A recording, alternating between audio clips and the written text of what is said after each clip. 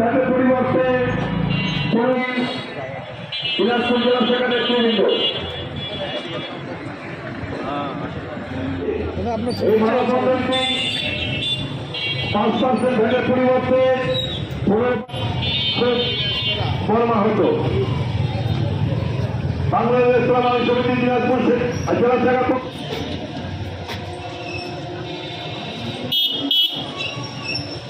দাদা আপনাদের আগে দাদা আপনার কি বক্তব্য শেষ হবে?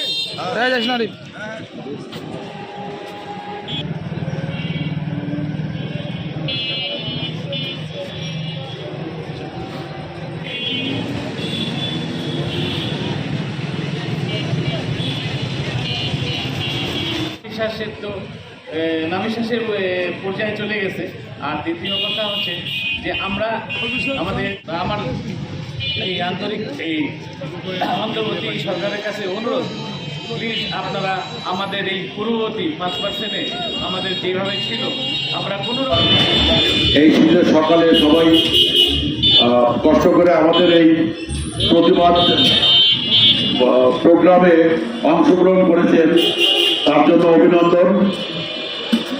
আজকে আমরা এখানে সমবেত হয়েছি, আপনারা সবাই ইতিমধ্যেই জেনে গেছেন যে আমাদের রেস্তোরাঁ সেক্টরে 5% ভ্যাটের পরিবর্তে 15% ভ্যাট আরোপ করা হয়েছে।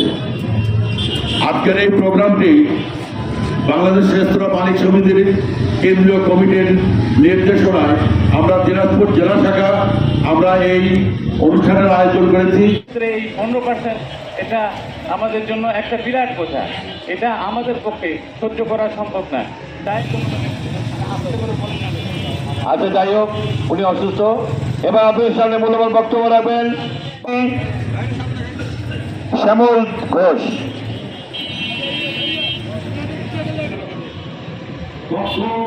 এবং অদক্ষ কর্মচারী নিয়ে